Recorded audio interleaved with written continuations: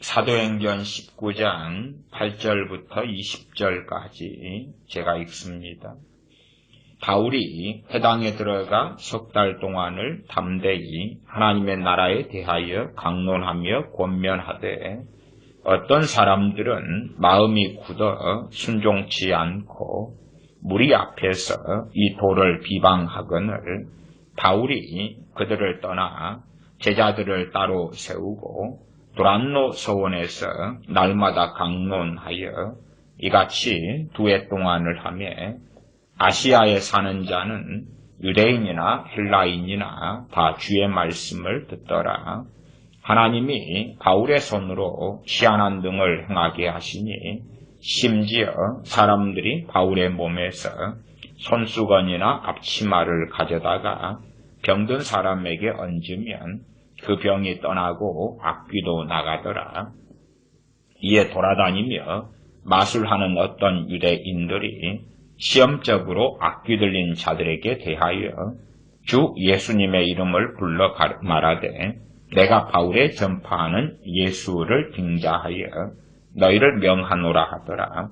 유대의 한 제사장 스게와의 7 아들도 이 일을 행하더니 악귀가 대답하여 가로되 예수도 내가 알고 바울도 내가 알거니와 너희는 누구냐 하며 악귀 들린 사람이 그 2 사람에게 뛰어올라 억제하여 이기니 저희가 상하여 벗은 몸으로 그 집에서 도망하는지라. 에베소에 거하는 유대인과 헬라인들이 다 이 일을 알고 두려워하며 주 예수님의 이름을 높이고 믿은 사람들이 많이 와서 자복하여 행한 일을 고하며 또 마술 행하던 많은 사람이 그 책을 모아 가지고 와서 모든 사람 앞에서 불사르니 그 책값을 계산한즉 은 5만이나 되더라. 이와 같이 주의 말씀이 힘이 있어 흥왕하여 세력을 얻으니라. 아멘. 사도행전 19장의 말씀은 사도 바울이 3차 전도 여행 때 에베소에서 말씀을 증거한 내용이 나와 있습니다. 에베소에 와서 말씀을 증거할 때에 먼저는 세례 요한의 전도를 받은 12명이 다시금 주님의 복음을 듣고 그리고 나아가 그들이 성령 충만을 받습니다. 세례 요한의 죄 사함의 세례만 받았던 이들이 사도 바울의 전하는 복음을 듣고 주 예수님의 이름으로 세례받고 19장 5절이죠. 바울이 그들에게 안수하며 성령님이 그들에게 임하심으로 방언도 하고 애언도 하니 모두 12사람쯤 되니라 하는 특별한 성령 충만을 받는 사건이 기록되어 있습니다.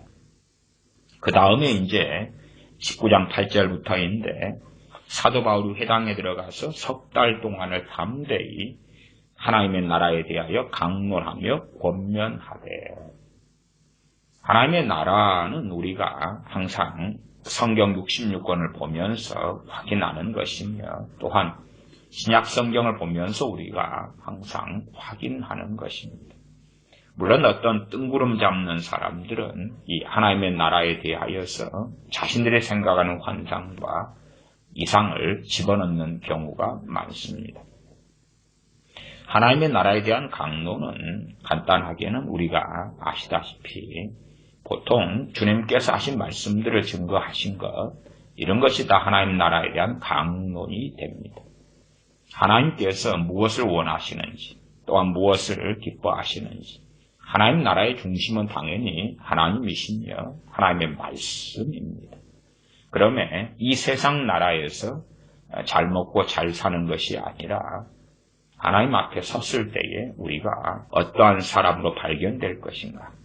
하나님께서 그 아들을 통하여 전하시는 복음이 또한 하나님 나라의 핵심과 중심이 되기 때문에 주님의 복음을 신학적으로는 하나님 나라의 복음 이렇게도 말합니다. 하나님께서 하나님 나라의 통치를 알려주시고 하나님의 뜻을 알려주시며 하나님 나라의 일을 알려주시는, 그것을 줄여서 하나님 나라, 그리고 그것에 대하여 사도 바울은 증거했습니다. 하나님 나라에 대한 이 간략한 이야기를 왜 하느냐 하면, 저는 참 많은 신학생들이, 또한 많은 목회자들이 잘못된 하나님의 나라의 신학에 빠져서 어리석은 길을 가는 것을 오랫동안 많이 보아왔기 때문에 그러한 미혹 속에 신학생들, 신학대학원생들, 목회자들도 빠져드는데, 보통 교인들은 더 쉽게 빠져들기 쉽기 때문에 제가 그냥 이 하나님의 나라에 대한 이야기가 그렇게 복잡하거나 그렇게 어렵거나 형이상학적인 이야기가 아니라, 우리가 보통 말씀을 듣고 읽고 묵상하는 것들이 다 하나님 나라에 대한 이야기다 하는 이야기를 다시금 드리는 것입니다. 석 달 동안 하나님 나라에 대해 강론했다. 다른 말로 바꾸면 복음을 증거했고, 우리 주 예수 그리스도께서 하나님의 아들이신 것을 구약 성경 등을 통하여 증명했고 명시했고, 또한 우리 주 예수님을 통하여서 죄를 회개하고 하나님께 돌아오라 하는 메시지 등입니다. 그때에 하나님 나라에 대해 강론하며 고민했다. 강론했다는 말은 성경을 가지고 해석하고 풀어서 설명했다, 그 말입니다. 설명했다. 그리고 권면했다. 19장 9절입니다. 어떤 사람들은 마음이 굳어 순종치 않았다. 핵심은 무엇입니까? 그 사람들의 마음이에요. 듣는 사람들의 마음이 얼마나 강팍하냐, 혹은 열려있냐. 그리고 강팍하냐의 기준이 일반적으로 무엇이냐 그러면 양심입니다. 양심. 그 사람이 가진 판단 기준, 분별 기준, 가치 기준, 죄냐, 죄가 아니냐. 혹은 내가 어떤 일을 행할 때에 내 양심에 따라서 내 마음의 가책과 정죄가 일어나느냐. 아니면 정말 악한 일을 하고 온갖 거짓말을 해도 나는 담대하냐. 어떤 사람들은 마음이 굳어 순종치 않고, 요즘 시대에는 참 이상한 가르침들, 이상한 주장이 많아졌어요. 마음이 굳어 순종치 않으면 어떻게 하면 된다 그러는 것입니까? 중보기도 하면 된다, 안수하면 된다, 뭐 그런 거 있잖아요. 혹은 소위 하나님의 임재가 나타나면 굳어진 마음이 풀어진다는 둥, 대부흥이 오면 강팍한 사람의 마음이 팡팡팡 열린다는 둥. 이 사도행전 19장의 이 장면은 우리가 이해하는 것처럼 말한다면 부흥의 장면입니다. 부흥의 장면. 놀라운 부흥이 나타나는 현장이 사도행전 19장이고, 이 놀라운 부흥이 바로 에베소에 일어났던 부흥입니다. 에베소에 일어났던 부흥.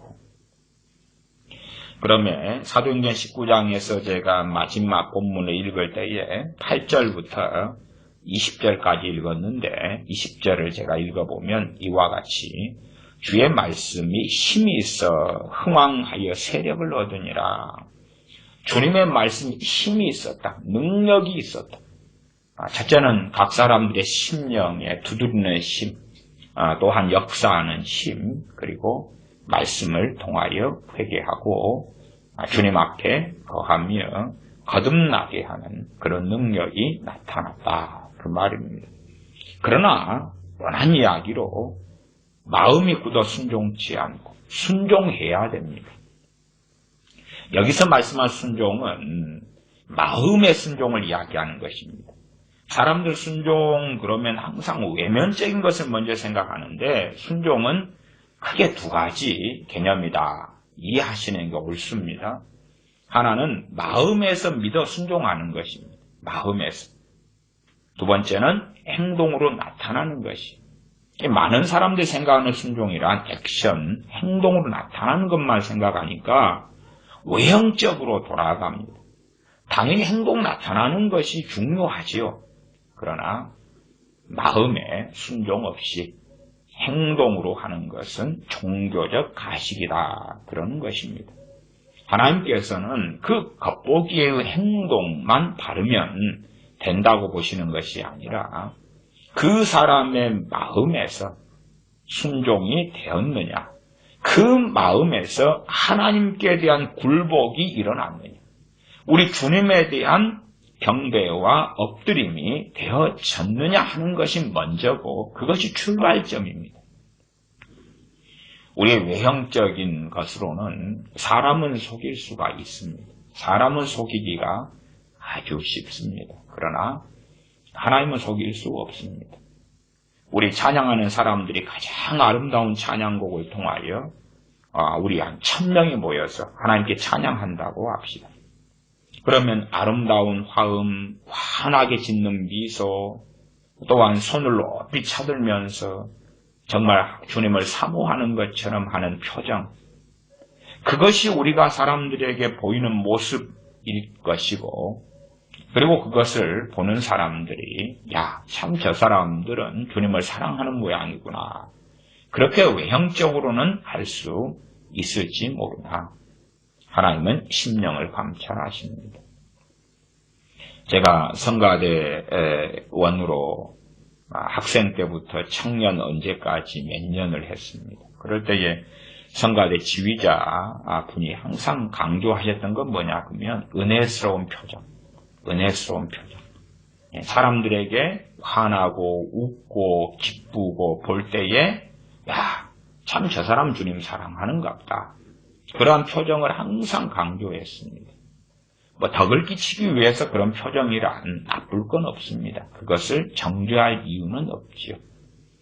그러나 결국은 동일한 사람이 표정이 어떠느냐에 따라서 듣는 또한 구경하는 관중과 청중은 생각이 다르다 그 말이죠. 달라. 하지만 한 사람이 어떤 표정을 이렇게 짓든 저렇게 짓든 간에 하나님 보실 때는 같은 사람인 것이. 동일한 뱃속의 심령의 변화 없이 표정만 주님을 사랑하는 척, 찬양하는 척. 그런데 상당히 재미난 게 있어요. 어떤 현상이냐 그러면 은혜스러운 표정을 지으라니까 결국은 이제 계속 그걸 강조하니까 그렇게 하죠. 그렇게 하는데 거기에 재미난 현상은 뭐냐 그러면 그 성가대 대원들이 은혜스러운 표정, 소위 말하면 환하고 웃고 주님 사랑하는 것 같은 표정을 짓기 전과 후에 무엇이 다르냐 그러면 자신이 자신을 생각하는 가치관념이 달라지는 것을 좀 봐요. 말하자면 그 사람은 변하지 않았는데 자신이 그 은혜스러운 표정을 지으면서는 주님을 사랑하는 것처럼 오인이 일어나고 착각이 일어나는 일이 빈번하더라 그 말이에요. 그 사람은 같은 사람이에요. 같은 사람인데 주님을 사랑하는 것 같은 표정을 짓고 이 찬양은 너무나 하나님께 드리는 게 기쁘고 이런 표정을 지으면서는 같은 사람인데 자신은 정말 주님을 사랑하고 있다고 생각하는 착각이 일어나더라 그 말이에요. 참 독특한, 그러면서도 특별할 것이 없는 그런 이야기입니다. 19장 9절로 갔을 때 어떤 사람들은 마음이 굳어 순종치 않고, 순종은 어디서 옵니까? 마음의 순종. 그게 출발이에요.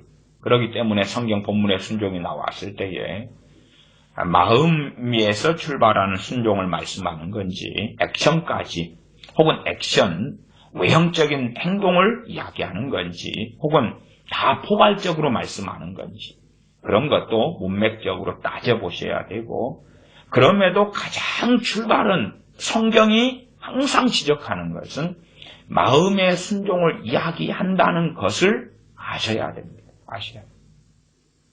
그러나 마음을 꺾어버리기보다는 행동에서 액션을 취하는 것이 쉽게 보여요. 우리 자녀들이 잘못돼서 책망을 하면 자녀들이 잘못했다는 표정을 짓는 것이 쉬워요. 그러나 요즘 자녀들은 마음에서 꺾어지는 것은 정말 어렵고 사실은 어떨 때는 기적 같은 일이다 이렇게 봅니다. 마음에서부터 자기의 뜻과 생각을 꺾어버리는 것.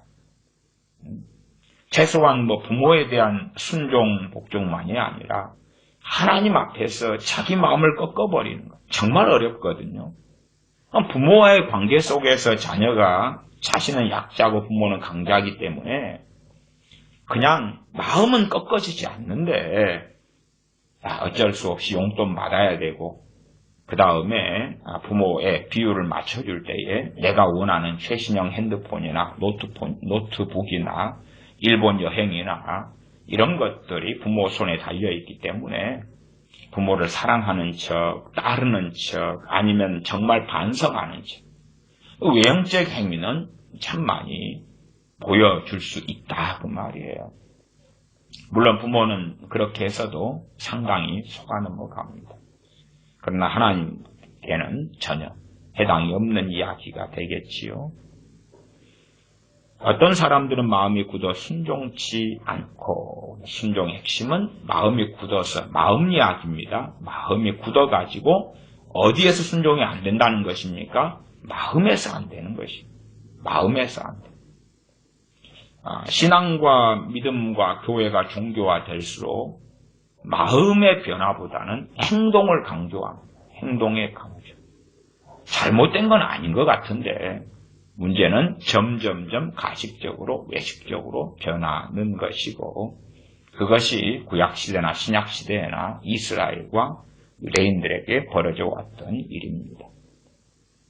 무리 앞에서 이 도를 비방하거늘 도를 비방한다 그러면 하나님 나라의 강론이 도, 복음에 대한 것 또한 하나님의 말씀을 바르게 가르치는 것이 이 도에 대한 이야기구나 하는 그 다음 구절의 설명을 보면 압니다. 참 잘못된 사람들은 19장 8절 하나님 나라만 가지고 9절을 뺀 상태에서 8절만 가지고 이상한 이야기를 하는 사람들도 봅니다.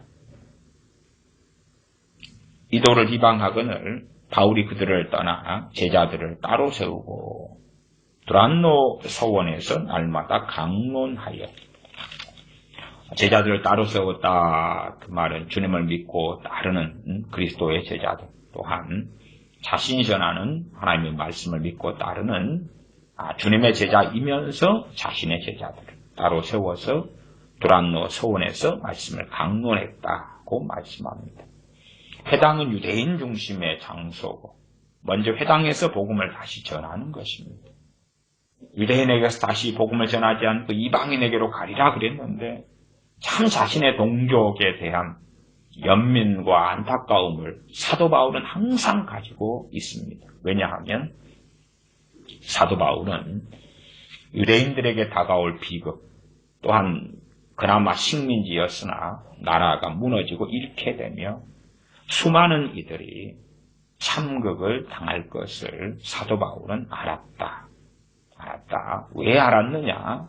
당연하게 주님께서 사복음서에 이 땅에 계실 때에 예언하셨기 때문에 그렇고 예루살렘이 황폐하여 버림받을 것이라고 하나님의 심판이 임할 것이라고 성전은 돌 위에 돌 하나도 남지 않고 무너뜨리울 것이라고 사도 바울은 말씀을 정확히 안 사람이었기 때문에 그렇고 안 그럼 나아가서 그러한 것에 대하여 말씀만이 아니라 하나님께서 보여주신 비전도 환상 등도 충분히 보았을 거라 저는 믿습니다. 19장 10절입니다. 이같이 2해 동안을 하매 2년 동안을 했다. 그 말입니다. 회당에서 3개월, 에베소에서 2년 했다. 나중에 이제 좀 후반으로 가면 사도 바울이 이 에베소에서 3년 동안을 가르쳤다라는 그러한 이야기가 나와 있습니다. 그것이 20장의 이야기, 거기에 20장 31절에 나와 있지요. 그러므로 너희가 일깨워 내가 3년이나 밤낮 쉬지 않고 눈물로 각 사람을 훈계하는 것을 기억하라. 3년 동안 밤낮 쉬지 않았다. 이것이 사람들의 변화의 중심에가 있습니다. 사람들의 변화의 중심. 요즘에는 설교 시간이 얼마나 짧습니까? 또한 하나님 앞에서 시간을 보낸다 하지만 정말 협소하고 작습니다. 그렇기 때문에 점점점 종교로 변해가는 양상을 띌 수밖에 없습니다. 큰 교회 같으면은 예배 시간을 총 1시간을 잡습니다. 그리고 찬양하고 대표기도하고 성가대 같은 것도 있고 설교는 한 30분 정도 해서 11시에 시작하면 딱 12시에 끝나야 돼요. 그것에 맞춰서 많은 사람들이 그 다음 할 일과 점심 약속 또한 가족과의 시간 등이 계획이 되어져 있어요. 그러면 어느 순서 때문에 12시에 예배가 끝나야 되는데 12시를 넘겨서 한 10분 지체되었다. 그러면 여러 사람들이 마음이 들레이고 언제 끝나나 그렇게 하는 것들을 보기도 합니다. 저는 서울 중심으로 말씀과 치유 집회를 한 7년 이상을 했는데 그나마 그때 그래도 가장 은혜를 받고 성령 충만을 받고 했던 그런 집회들 같은 경우는 좀 깊은 그러한 기도원에 들어가서 했던 집회였던 것 같습니다. 깊은 기도원에 들어가서 집회를 했다. 그것은 집회를 하기 위하여 이제 장소를 대여하고 임대해서 집회를 하는데요. 큰 기도원이 좀 깊은 곳에 들어가 있어요. 그런 데서 한 4일, 3, 4일 그런 집회를 하는데 장점이 있더라고요. 단점도 있고 장점도 있어요. 단점은 뭐냐 그러면 찾아오기가 힘들다는 거지. 그 다음에 오면 버스도 그치고 자가용을 타고 가도 집으로 돌아가는 것이 쉽지 않고 그래서 집회하러 기도원에 들어오면 그곳에서 3, 4일을 머물면서 집회에 참여한다는 각오로 오시는 거예요. 그렇기 때문에 내가 집에 할 일이 있어서 집과 왔다 갔다 해야 돼. 이런 분들은 참여를 머뭇거리실 수밖에 없고 정말 한 4일 집회인데 거기에서 난 하루밖에 참석 못해. 그래도 1박 2일을 잡고 오셔야 되는 거지. 왜냐하면 저녁에 8시에 집회가 시작하거나 7시 반에 시작해도 설교도 제가 또 길게 하고 그리고 함께 설교 끝나고 기도를 30분에서 1시간씩 하고 그러면서 치유사역, 축사사역을 하니까 사람들이 좀 모이시면 개인적으로 치유와 축사사역을 하는데도 보통 새벽 2-3시가 돼버리고 하지요. 그러니 기도를 받고 가산하신다. 그래도 다음 날이 된다. 그 말이죠. 오히려 이제 그 집회가 다른 집회보다 성령 충만도 많이 받으시고 회개도 많이 터지시고 은혜가 회복되고 그런 일이 훨씬 많더라고요. 아마도 배수진을 쳐서 그럴까요? 한번 들어가면 차도 끊기고 시설은 좋고 기도원이 크니까 손님도 많고 대여해주는 건물들도 여러 개고 그래서 기도원에서 운영하는 식당도 있어서 식사쿠폰을 사가지고 먹을 수 있고 난방도 잘 되고 보일러도 잘 되고 에어컨도 잘 되고 잠잘 시설이 또 다 돼 있고 그러나 한번 들어가면 나오기 어렵더라. 그러면 집회에 참여 가신 분들은 한 3일씩을 시간을 아예 다 비우시는 거죠. 휴가를 아예 내버리시거나 시간을 비우시거나 참여한 각오를 하면 저곳은 한번 들어가면 나오기가 좀 어려운 장소네. 그렇게 되어서 아주 교통이 편리한 장소들은 임대도 잘 안 해주고 대여도 안 해주고 구하기도 어렵고 가격도 너무 비싸요. 그래서 좀 변두리에 있는 큰 기도원을 빌려서 집회를 했는데 이 7년이 넘는 시간 동안에 돌아보면 그것이 최고 좋았던 것 같아요. 그것이 최고 좋았던 것 같아요. 이것도 내려놓고 좀 직장 일도 내려놓고 가정 일도 내려놓고 마음을 하나님께 두고 맞추는 시간들. 그러면 지금 시대에는 집회를 해도 과거보다는 하나님의 은혜가 임하는 경우들은 많이 적은 것 같아요. 왜 적냐 그러면 우리의 마음이 분주하거든요. 우리는 바쁘거든요. 계획이 세워져 있어요. 잠깐 시간 내기도 어려워요. 과거보다 요즘에 새벽 기도를 하면은 새벽 기도에 사람이 참여했다가 5분, 10분 기도도 채 하지 아니한 채 빠져나가고 귀가하기 바쁘다 그 말. 정말 바쁜 시대예요. 그래서 예배를 1시간을 드린다 할지라도 하나님께 마음을 모으고 집중하는 그런 사람들은 찾기 어렵다 그 말입니다. 예배가 끝난 다음에 하나님 앞에 엎드려서 말씀을 가지고 회개하면서 하나님을 구하고 찾는 그러한 30분 1시간의 기도를 가지는 하는 사람도 거의 찾는 것은 쉽지 않다. 그렇게 말할 수밖에 없는 시대가 되었습니다.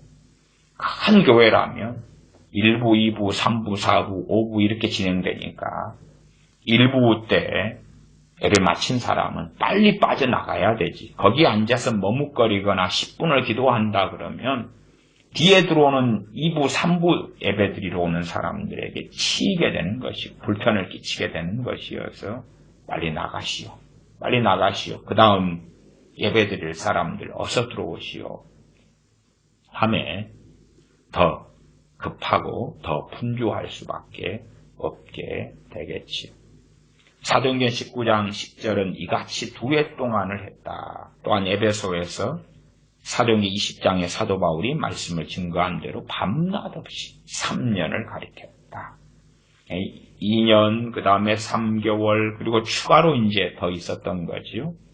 그리고 전체 기간을 이야기하는지 몰라도 이 사도행전 18장에 에베소에 먼저 들렸고 머무는 시간이 얼마 있었습니다. 이같이 2해 동안을 하며 아시아에 사는 자는 유대인이나 헬라인이나 다 주의 말씀을 듣더라.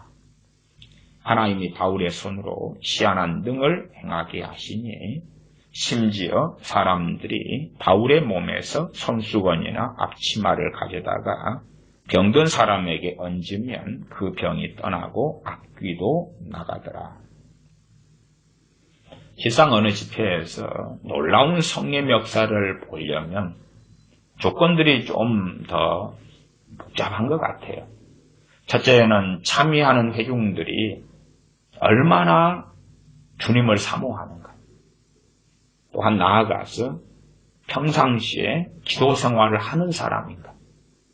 이런 것이 되어져 있는 사람들은 집회에 참여했을 때에 큰 은혜와 성령 역사를 보는 경우가 많더라고요. 심지어 귀신들이 쫓겨나가는 것도 상당히 쉽게 일어납니다. 그러나 평상시에 크리스천인데 기도 생활하지 않는 사람, 주님을 사모하지 않는 사람, 그런 사람들은 집회를 통하여 회개가 터지고 영적인 회복이 일어나고 소위 우리가 요즘에 쓰는 말로는 주님을 만났다 하는 주님을 만났다는 그런 이야기를 하기가 꽤 어렵다 그 말이죠. 심지어 이제 부모들이 자신의 가족이나 친척이나 또한 일반적으로 억지로 청년 또 자녀들을 데리고 집회에 참여하는 경우도 종종 있지요. 그러나 자녀들은 혹은 청년들은 주님을 찾지 않고 구하지 않아요. 억지로 그냥 의리기 때문에 부모의 손에 이끌려 따라왔어요. 자, 내 자녀를 설득을 좀 해주십시오. 내 자녀에게 안수를 좀 해주셔서 그래서 확 변화되는 그러한 일을 보고 싶습니다. 그러나 사실은 별로 가능하지 않은 이야기죠. 별로. 제가 교회 목회를 하면서는 저희 교회 초등학교나 중고등학생들 대상으로 방학 때 집회를 하면 심지어는 한 달씩 집회를 하고 그랬습니다. 그것도 여러 차례 했는데 한 달씩 집회한다 그래도 우리 아이들의 마음이 분주해요. 분주해요. 첫째는 남자애들 같은 경우는 뱃속 안에 게임이 있어요. 게임이 주로 있어요. 그래서 일반적으로 이제 제가 목회하는 그러한 교회 아이들이기 때문에 목사님이 집회 때 설교하면 각분이 한 2시간 한다. 그리고 끝나면 기본적으로 기도는 1시간 해야 되고, 그리고 밥 먹고, 그러면 이제 한 4시간 걸릴 거 아니에요. 그런 계산을 잡고, 그 다음에 분주한 자기의 계획이 있다고 말이에요. 이렇게 되니까, 게임하러 PC방에는 몇 시에 가야 되겠다. 그런 자기만의 계산이 있어요. 짧으면 짧은 대로, 길면 긴 대로, 분주한 자기의 계획과 생각을 가지고 있다고 말이에요. 그렇기 때문에 아이들이 거기에서 주님 앞에 자기를 꺾고 엎드리며 강파감을 깨뜨리고 은혜의 자리에, 집회 자체가 은혜의 자리인데, 그럼에도 제가 말씀드린 은혜의 자리는 주님 안에 들어가는 것을 이야기하는 것입니다. 영적으로 주님 안에 들어가는 것. 그러한 것이 참 어려운 것을 보고 발견하게 됩니다. 한 달 동안 집회하는데도 아이들의 마음 가운데는 분주한 게 있어요. 자기의 생각, 계획. 카톡에 분명히 친구들이 연락을 했을 건데, 목사님의 설교를 2시간씩 하고 있으니까 눈치 보여서 보지를 못하겠네. 얼른 끝나고, 아니면 잠깐 짬이 있을 때, 아니면 제가 이제 집회하면 1시간 반이나 2시간 설교하면 끝나고 일단은 그 다음에 한 1시간 기도하기 전에 주로 화장실을 왔다 갔다 하거든요. 그럼 아이들이 핸드폰을 챙겨요. 그리고 화장실을 가면서 핸드폰을 열어가지고 설교 시간에 못 봤던 그 마음의 분주함, 친구들의 카톡을 들여다보고 답장을 화장실에서 용변을 보면서 하고 나오지. 하나님의 은혜하고는 사실은 상관이 없어집니다. 우리의 마음의 분주함이 가로막는 것입니다. 마음에 헌신되지 않은 것, 분주함이 가로막아요. 우리 집회, 말씀과 치유 집회도 송파구 문정동에서 장소를 얻어가지고 하니까 장점이 있더라고요. 그 송파구 문정동에서 그래도 한 7년 장소를 얻어서 집회를 했는데, 장점은 뭐냐 그러면 전철이 항상 있고, 항상은 아니어도 좀 늦은 시간까지 어지간하면 전철이 연결되어 있고 편리하다는 것이죠. 그러면 집회를 참석하려는 사람들이 참석하기 좋아졌어요. 한번 참석하는데 시간 맞춰서 멀리서 오셔도 참석한 다음에 집으로 돌아가시는 거죠. 그러면 이제 집회가 좀 늦어지거나 그러면 분주한 것이. 말씀이 끝나고 그 다음에 함께 기도하고. 아무리 치유기도나 축사기도가 중요해도 말씀이 끝나고 하나님과 우리가 머무는 기도는, 그것은 치유나 축사를 대체할 수 없는, 치유보다 더 중요한 거고, 제가 믿기에는 축사보다 더 중요한 거기 때문에 최소한 말씀이 끝난 다음에 함께 기도하는 30분이나 그 이상의 시간은 저는 집회를 인도하는 사람으로서 양보하거나 타협할 수 없는 것이다, 그 말이. 그러면 집회를 하고 설교가 길어지면, 기도하는 시간 되면 여러분들이 돌아가세요. 귀가하세요. 전체 시간이 바쁘고. 기도를 30분을 혹은 30분 이상을 못 하시고 가시는 거예요, 이미. 그런 분들이 기대하셨던 것은 아마 어떤 것도 있으셨을 거냐 그러면, 다른 큰 교회 집회 가보니까 설교가 1시간 안에 끝나고, 그리고 이제 기도도 한 10여 분, 5분, 10분 하거나 앞에서 대표기도 잠깐 하고 주여, 그리고 기도 3분에 끝나고 5분에 끝나고, 그 다음에 그러면 1시간 안에 다 말씀과 기도가 끝나고, 그리고 상담도 하고 치유기도 하고 축사기도 하면 계산하면 그래 30분 정도, 1시간 반이나 넉넉히 2시간 잡으면 가능할 거다. 생각하는 요량이 있으셨을 수 있다 그 말이에요. 근데 기도와 말씀 합치니까 2시간 훌쩍 넘어가는 거예요. 야, 이건 늦어서 안 되겠네. 그리고 귀가하시는 것이죠. 또 시간을 더 내시는 분들은 이제 전체 시간이 끊기니까 그 전에 우리를 1순위로 기도해 주시고 상담해 주시고 그렇게 해달라고 요청을 하셔요. 그러면 또 그 요청에 따라서 정말 집회 장소에서 주무시고 길게 시간을 가지시고 그런 분 말고는 빨리 또 먼저 오셔서 하십시오. 그럽니다만은 사실은 그 개인 형편을 봐주긴 하지만 이미 마음에 무엇이 있어요? 분주함이 있지요. 분주함. 자기의 계획이 있어요. 집에 제 시간에 돌아가서 가족을 돌보고 혹은 다음날 출근하는 걸 준비하고 그건 당연히 하셔야 돼요. 당연히. 그러나 우리가 불타오르는 장작이라면 성령 충만하고 은혜 속에 사는 장작이라면 그래도 충분한데 우리가 젖은 장작이고 불이 꺼져버렸다면 그렇다면 그렇게 해서는 영적인 회복을 하지도 못하고 성령 충만을 받지도 못합니다. 하나님께 정말로 집중하고 몰입하는 그러한 시간들이 필요하고 있어야 돼요. 있어야 돼요. 점점 우리는 분주하기 때문에 잠깐의 시간을 가지고 아주 대단하고 아름다운 결과와 열매를 얻으려 합니다. 그래서 신사도에 애언하는 사람들 등의 현혹에 쉽게 넘어가기도 하고 하나님의 임재가 있다는 가르침에 상당히 넘어가기도 합니다. A라는 어느 집회 장소에 놀라운 하나님의 임재가 있다. 그 장소에 걸어 들어가기만 하면 아름다운 결과를 볼 것이다. 아니면 저 유명한 선지자님에게 안수기도 한번 받으면 아주 놀라운 결과를 볼 것이다.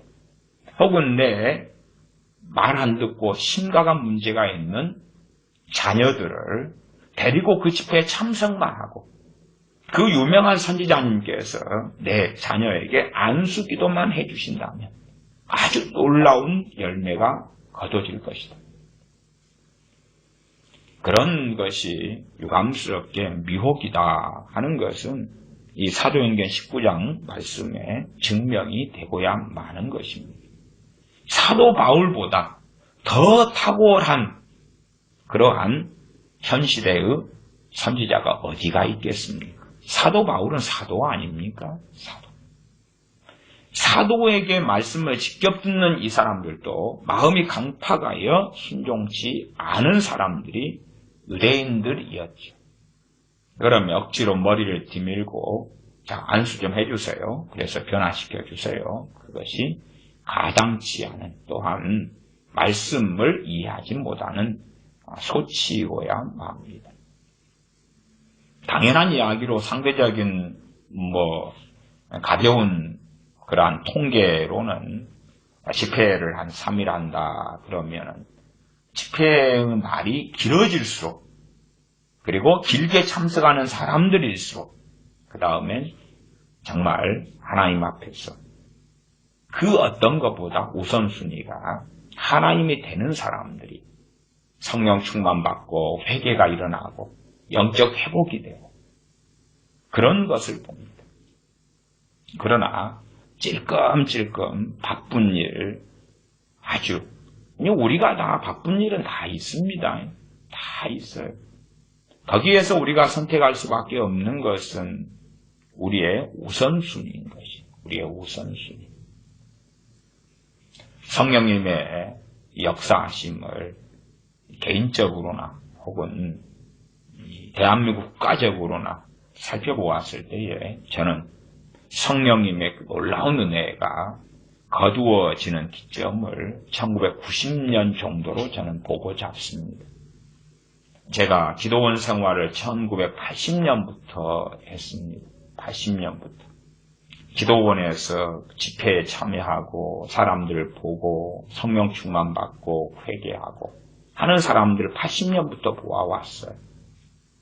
1990년 되고 그 다음에 저는 어쨌든 예배당의 새벽이나 혹은 밤이나 기도하는 생활을 그래도 87년부터는 해왔습니다. 그러니까 부흥회도 많이 참석하고 또한 함께 개인적으로나 함께나 기도 생활을 그렇게 해왔는데 각 교회들의 예배당에 기도의 불이 꺼져버리는 또한 꺼져가는 그 기점이 80년 후반과 90년 초로 넘어갔을 때 급격한 차이가 나타났습니다. 급격한 차이. 물론 1990년 중반쯤 가면 기도의 불이 거의 다 꺼졌습니다. 거의 다 꺼졌고 80년 한 중반쯤 되면 그래도 기도의 불이 꺼진 교회를 찾기가 어려웠다 그 말이에요. 그래서 주택가 사이에 예배당이 있는 경우에는 주택들에서 아우성을 쳤습니다. 아우성을 쳤습니다. 왜냐하면 새벽이든 밤중이든 한밤중이든 울부짖으며 기도하는 소리 때문에 방음도 당시에는 잘 되지도 않았고요. 건축 구조상. 그래서 못 살겠다. 이사 가야 되겠다. 아니면 교회 예배당 너희들이 좀 떠나주라. 사람이 사는 게 아니다. 좀 잘려. 그러면 부르짖고 시끄럽고 소위 말하면 난동을 피우는 거죠. 그래서 당시에도 교회 예배당들의 경찰들이 많이 왔다 갔다 하기도 했습니다. 신고를 많이 하니까요. 신고를 많이 해요. 그러면 이제 그 교회에 가서 좀 조용 좀 해달라고 부탁하면 그 교회 목사님이 그런 반농담 진담도 했습니다. 당신이 사는 방법은 하나밖에 없는데 당신도 예수님 믿으면 그 부르짖는 소리가 당신에게 음악 소리처럼 들릴 거다. 아니면 당신도 새벽에 와서 예수님 믿고 부르짖어라. 그러면 은혜를 받고 복을 받을 거다. 그런 이야기도 당시에는 꽤 많이 하고 냈습니다. 1980년대, 그 다음에 90년대. 그러나 우리가 환상에 잡히지 않아야 될 것도 또한이 있어요.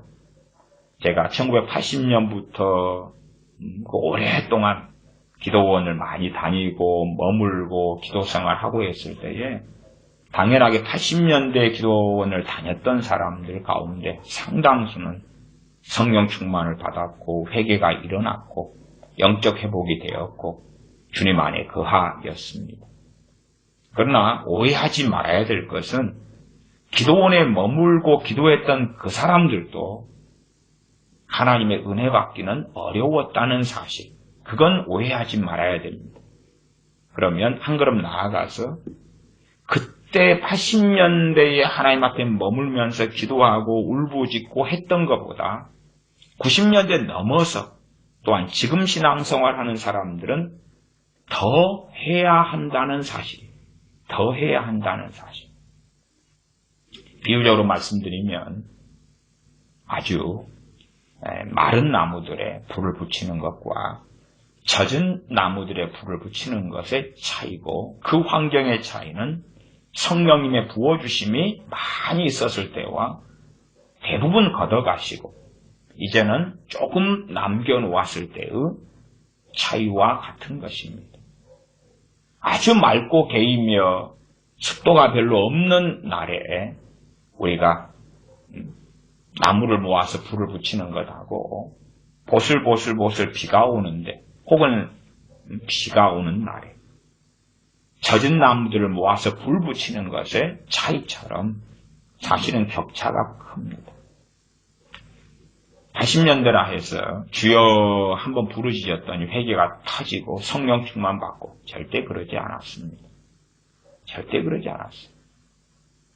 당시하고 90년 넘어선 시대들하고의 차이점은 참 많이 있는데 당시에는 부흥 집회를 하더라도 집회 기간이 길었습니다. 집회가 끝나면 주로 금요일 새벽 경도에 끝났거나 그럴 때도 많고 제 기억이 오래돼서 이제는 어쨌든 요즘 집회야 심지어 유명한 사람 불러오면 한 번 그냥 예배드려요. 한 번. 그걸 집회라고 해버려요. 한 번 예배드려요. 주일 밤에 유명한 사람 불러가지고 주로 설교도 1시간 안에 끝나고 전체 시간 1시간 반 안에 끝나는데 그걸 집회라고 해버려요. 일일 집회. 이런 이름 많이 붙이고 부흥회를 한다 그래도 기간과 시간이 아주 짧죠. 짧아요. 설교도 짧고 심지어 기도도 별로 하지도 않아요. 그 다음에 특송하는 것, 무슨 프로그램을 하는 것, 그런 것을 그 사이에 집어넣기도 하고요. 그러면 과거의 집회들하고는 양상과 모습은 많이 달라진 것 같아요. 소위 말하자면 삶지를 않는 거예요. 삶지를 않아. 과거에 80년대 같은 경우는 집회를 첫째는 기도원에서 한다 그럴 때에 기도원들은 도시의 외곽에 있거나 산 속에 있었어요. 그리고 거기를 찾아간다는 것은 결국은 한번 들어가면 며칠은 머물고 쉽게 나오지 않는다는 걸 전제로 들어갑니다. 제가 있었던 80년에 있었던 기도원에 제가 1980년에 그때부터 들어갔는데 그때는 기도원에 이제 저희 집에서 자라고 결혼한 누나가 이종 사촌 누나인데 기도원에 사역하는 전도사님에게 시집을 가서 그래서 누나에게 자주 가고 머물고 자고 그리고 돌아오고 그렇게 했더랬다 그 말입니다. 그러면 버스를 타고 가도 버스 종점이에요. 종점에서 내려가지고 그리고 산속을 걸어 올라갑니다. 한참을 걸어 올라가요. 산 중턱에가 기도원이 있어요. 그것이 제 고향에서 당시에 하나 있었던 기도원입니다. 버스 종점 혹은 어떤 버스는 지나가는 종점 근처 그러면 내려가지고 산속에 걸어 올라가요. 사람들이 그렇게 찾아왔고 그리고 시설도 당시에는 당연히 좋지 않아서 텐트를 치고 화장실도 열악하고 산에서 장작을 해다가 불을 피워서 음식을 해 먹으면서 환자들도 많았고 그리고 참여하면 어떤 사람 물어보면 주로 한 달, 두 달, 석 달 그리 있는 사람들도 많았어요. 몇 달씩 있어요. 심지어 어떤 청년은 몇 년째 있는 거예요. 몇 년째. 그러지 잠깐 들어가서 2, 3일 주여 그랬더니 불 받고 회개가 터지고 아니요. 어떤 사람은 보니까 석 달 만에 암이 치료되고 질병이 치료되고 어떤 사람은 2년 만에 그래 2년 만에 어떤 청년은 귀신에게 사로잡혀서 막 고통했는데 한 1년 6개월 걸렸나 그리고 축사가 되고 정신이 돌아오고 그래요. 그러지 하루아침에 그냥 갔더니 하룻밤 만에 회개가 터지고 저는 지금 80년대 이야기하고 있는 거지 90년대 이야기하거나 2000년대 이야기하고 있는 것이 아닙니다. 물론 저는 그 옛날이 그립습니다. 옛날이 그립고 그 옛날의 추억이 좋습니다. 그때는 저도 기도원에 기도하러 들어가면 분주했던 일이 없어요. 물론 다 내려놓는 거죠. 우선순위를 바꾸는 것입니다. 바꾸어서. 그래서 하나님 앞에 머물고 기도하고 말씀 듣고 그런 것이 좋았던 것이. 착각하지는 말아야 되는데 참 많은 세월 동안 목회자들이 또 부흥사 목사님들이 많은 착각을 해오신 것이 있다는 것을 압니다. 저는 옛날에 설교 유명했던 부흥사분들의 당시에 했던 설교집들을 좀 가지고 있어요. 근데 이제 부흥사분들이 했던 착각은 뭐냐 그러면 자기가 말씀을 증거하니까 회개가 터지고 자기가 간증을 하니까 막 불을 받고 안수하니까 병이 치유되고 귀신이 떠나가고 그러니까 이 부흥사분들이 자기의 말씀이 정말 깨끗하고 옳고 맞고 하나님이 받으셨다고 착각하는 거예요. 그런데 하나님께서 성령님의 역사하심을 많이 거두시고 대부분 거두시니까 설교는 똑같은데 역사가 안 나타나는 거예요. 사실은 그 설교들은 어떤 설교들이었냐 그러면 대부분이 심각한 오류들이 있는 설교들이었어요. 그러나 부흥사분들, 유명한 분들은 자신의 설교들이 오류가 그렇게 있다는 것을 알지 못했어요. 아마도 그때의 시대의 부흥사분들이 지금쯤이면 많이 돌아가셨을 겁니다. 아니면 원로 목사님들이 되셔가지고 계셔요. 그리고 부흥사면서 또 한 재산도 장만하셨던 분들이 많으시고요. 제가 예전에 유명한 부흥사였던 분의 이 설교집, 부흥회 때 사용했던 설교집입니다. 이 설교집이 증보대가에 나온 것이 85년에 나온 유명한 모 부흥사 당시 목사님이 이 내용을 가지고 이 기도원에 이 교회에 저 교회에 갔을 때에 이 내용 안에가 설교가 몇 편이 있냐 그러면 설교가 24편이 있어요.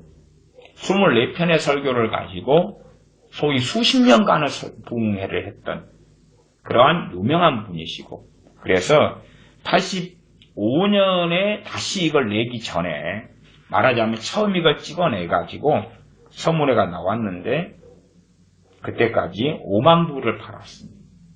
85년 이전에 5만 부라는 것은 정말 몇 명의 기독교인 가운데 한 명은 이걸 보았다, 샀다 그 말이에요. 그런 정도로 유명한 부흥사 목사님이셔요. 그러면 이분이 이제 자부심을 가지고 이 24편의 부흥회 때마다 이게 한 교회에 24년을 갔다 그렇게 치면은 24편을 가지고 A라는 교회에 1년째는 1번, 2년째는 2번, 3년째는 3번 그렇게 하는 거죠. 부흥사분들은 했던 설교 그것을 계속 교회들마다 다니면서 같은 걸 합니다. 한국에서 유명한 김동호 목사님 그런 양반 개인적으로는 안 좋아하는데 어쨌든 그 양반 같은 경우는 똑같은 설교 하나를 무형교회를 세우는 교회인가 그것만 해도 그 양반이 직접 하는 말로는 1000몇백 번을 했다고 한 10년 전에 이야기하더라고요. 1000몇백 번의 같은 설교를 하는 거죠. 그것처럼 그렇게 합니다. 그러면 여기에 있는 내용을 좀 제가 읽어주면 들어보시면 당시에 이런 설교를 했어요. 이런 설교. 그것도 이제 이러한 부흥사, 유명한 이 부흥사분들 가운데 그래도 이분이 A급이라요. 그분이 A급이거나 특급에 준하는 그런 분이에요. 성도의 교제라는 설교인데 네 번째 대지에 보면 그런 게 있습니다. 성장하는 교회는 5가지 특징이 있습니다. 첫 번째, 은혜와 성령이 충만하여 뜨거운 교회. 두 번째, 하나님의 말씀과 성령의 감동하심과 주의 종에게 순종하는 교회. 주의 종이 옳으면 순종하지만 옳지 않고 육적인데 순종할 수는 없지요. 세 번째, 목사의 목회 계획과 주관이 관철되는 교회. 겉으로 볼 때 그게 맞게 보이죠. 목사의 목회 계획이나 주관이 관철되니까 교회가 성장한다. 그렇게 성장해서 뭐 하게요? 목사의 목회 계획과 주관이 하나님과 맞아야 될 거 아니에요. 이게 이런 것이 이제 설교를 통하여 주의 종에 대한 조주화를 시키는 것이. 네 번째, 축복받은 대로 성도가 바치기를 잘하는 교회예요. 너희들 돈을 많이 벌었으면 많이 바쳐라. 잘 바쳐라. 그러면 성공합니다. 성장한다. 다섯 번째, 사랑으로 성도의 교제가 있는 교회. 이런 내용들이 부흥회 때 가르쳐졌던 거예요. 다른 것을 보면은, 이제 내용들이 아홉 번째 설교인데, 성도는 구원받은 확증이 있어야 합니다. 제목이 그리 되어 있고, 내용을 보면 첫 번째, 구원의 확증이 오면 범사가 빨라지는 생활이 됩니다. 구원의 확증이 오면 요한 3서 2절의 축복이 옵니다. 구원의 확증이 오면 영혼이 잘 되고 범사이 잘 되고 강건하다. 그게 온다. 구원의 확증이 오면 사명감에 불타게 된다. 성도는 약속한 성령을 받아야 하고 구원의 확증을 받아야 하고 보장된 축복을 받아야 합니다. 구원의 확증을 받고 사는 생활은 어디를 가도 천국 생활입니다. 좀 당시의 사람들이 좋아하는 메시지이긴 해요. 그러니까 이런 설교 들으면 구원의 확증을 받으려고 막 애를 쓸 거 아니에요. 왜냐하면 천국 생활이다니까. 어디를 가도 천국 생활이다니까. 히브리서 11장에 유리 걸씨가는 믿음의 사람들은 그렇게 했는데 천국 생활이겠어요? 천국 생활은 이 땅의 삶에서는 우리가 부분적으로 누릴 수 있으나 전체적이지 않아요. 사도들이 순교당하고 돌에 맞고 그럴 때 천국 생활이었겠어요? 그렇지 않아요. 롯이 소돔 땅에 살 때 천국 생활이었겠어요? 그렇지 않지요. 아브라함이 천국 생활을 얼마나 이 땅에서 했습니까? 이 땅은 천국이 아닙니다. 하나님의 관계와 은혜 속에서 얼마간 천국 생활을 맛볼 수는 있어요. 승리의 삶이 구원의 확증이 오면 승리의 삶이 됩니다. 구원의 확증이라는 것을 아주 그냥 대단한 걸로 올려버리죠. 보통 사람들이 듣기에는 이것이 뭐 딱히 심각한 문제가 있냐 그것을 모를 것 같아요. 7번째 설교는 범사에 감사해야 합니다. 이게 설교 제목이에요. 그리고 이제 내용은 헌금입니다. 전부 다. 첫 번째 주일헌금, 감사헌금, 그 다음에 두 번째 첫열매, 세 번째는 성미를 잘 떠야 합니다. 첫열매도 이렇습니다. 첫열매. 지금 이때 이게 이런 설교들이 제가 80년대 들었던 대부분의 부흥사들이 한 두세 명 부흥에 참석하면 두세 분의 부흥에 참석하면 부흥에 한 2개 참석하면 한 번은 들을 수 있는 설교 중에 하나였어요. 첫열매 제가 읽어드리면 이것이 지금 5만 부가 85년 전에 팔렸고 그 이후에 또 팔린 유명한 대한민국에 알아주는 부흥사 목사님의 당시에 설교들이다 그 말이에요. 그냥 이게 당시에 말하자면 교과서 같은 설교다 이렇게도 볼 수 있는 겁니다. 그러면 80년대 그때 그런 환상은 가지시면 안 돼요. 말씀은 정말 많이 문제가 많았어요. 당시의 기복주의는 너무 강렬했습니다. 첫열매. 지금은 은혜 시대라 11조와 첫열매를 드릴 필요가 없다고 하는 성도는 아직도 그리스도의 구속의 은혜를 깊이 맛보지 못한 중생 이전의 사람입니다. 사람들 오해해가지고 11조와 첫열매를 드릴 필요가 없다. 그러면 첫열매 드릴 필요 없다. 저는 11조는 내야 된다. 그러나 첫열매는 저는 반대하거든요. 그러면 이 목사님의 생각으로 하면 중생하지 못했다는 거죠. 제가 중생하지 못한 사람이 되는 거예요. 그러니까 이분은 지금 설교를 통하여 첫열매 반대하면 너희들 거듭나지 못했어? 거듭나지 못하면 천국 못 가죠. 그렇게 딱 확언해버리고 시작하는 거예요. 첫열매는 절대적인 거다. 첫열매 안 바치고 이해하지 못하면 중생 이전의 사람이다. 놀라운 이야기입니다. 그러면서 첫열매를 드리면 건강한 첫 몸을 드리면 건강을 주시고 첫 마음을 드리면 평화를 주시고 첫 시간을 드리면 영생을 주시고 첫 시간을 드릴 때 영생을 주신다 그러면 행위권론이잖아. 첫 재물을 드리면 물질을 주시고 첫 물질의 복을 받으려면 첫 재물 드리면 되네. 월급 첫 직장 가가지고 바치고 그런 거겠죠. 첫 음성을 드리면 주의 음성을 주십니다. 첫 음성은 아침에 일어나가지고 이제 주여 아니면 찬양을 하거나 기도를 먼저 시작하는 걸 이야기하겠죠. 그러면서 이제 세 번째 성미를 잘 떠야 한다. 성미의 시작. 그리고 성미 뜨는 것도 이야기합니다. 성미 뜨는 것은 주의 사업의 동참과 주의 고난의 동참입니다. 성미만 떠도 주의 고난에 동참한다니까 얼마나 좋습니까?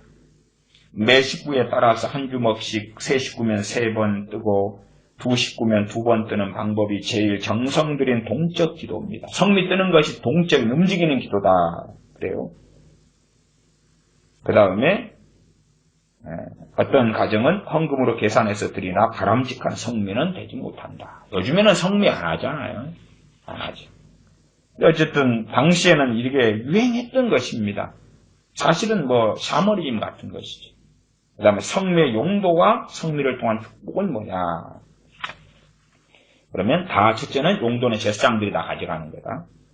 만인 제사장인데 목사님이 제사장이 된 거지요. 두 번째, 천 밀가루를 제사장에게 주어 그들로 내 집에 복이 임하도록 하라. 제사장에게 목사님에게 성미 바치면 제사장이 복을 빌면 복이 임한다. 이런 것들이 사실은 좀 여기저기 이런저런 이야기로서 꽤 많이 있어요. 11조에 대한 이야기도 비성경적인 가르침이 많고요. 이런저런 많습니다. 옛날 정말 대부분의 목회자들과 부흥사들, 교인들이 사서 읽고 보았고 참여했던 부흥회들이 이런 부흥회들이에요. 그런데도 불구하고 성령의 부어주심이 있었다는 것은 하나님의 큰 자비의 시간, 긍휼의 시간들을 대한민국 한국교회가 가져왔다 그 말이에요. 그러나 이제 이런 부흥사 목사님들은 착각을 하는 거예요. 무슨 착각을 하냐 그러면 내 설교가 하나님 앞에 바르기 때문에, 내 설교가 정말 대단하기 때문에 그렇다. 한국교회의 말씀이 틀어지고 잘못된 것은 정말 오래전부터 그렇습니다. 정말 오래되었어요. 당시의 책들, 옛날 책들을 제가 좀 가지고 있어요. 70년대, 80년대 좀 초중반까지 60년대 책이나 이런 것도 있고 그러지만 그러한 내용들을 보면 지금의 어떤 신앙 서적보다 훨씬 형편없습니다. 형편없습니다. 그러나 그런 걸 듣고 보고도 소위 은혜를 받고 왜 그렇습니까? 내 분주함을 멈추고 하나님 앞에서 시간을 보냈던 일이 많기 때문에 주님을 알려고 심지어는 설교가 아니라 성경만 보고도 성경만 읽으면서 시간을 3일, 4일, 5일 보낼 때도 그럴 때도 성령 충만을 받고 회개가 일어나고 그랬습니다. 그리스도인들은 지금 이 시대에 되면은 무조건 첫 번째 해야 될 것은 제가 전에도 주일날 설교 때도 말씀드렸습니다만은 영적 회복이 먼저입니다. 영적 회복을 해야 돼. 자기를 삶아야 돼. 자기를 삶아야 돼. 그러나 일반적인 이야기로서 제가 앞에도 계속 말씀드리는 바지만 마음에 분주함이 있는 사람들은 안 되는 것입니다. 안 돼요. 내 마음이 하나님께 쏟을 만한 충분한 여유와 시간이 필요한 것입니다. 내 우선순위에서 확정하고 확정을 해야 돼요. 내가 영적으로 쇠락했다. 하나님과 멀어졌다. 문제가 있다.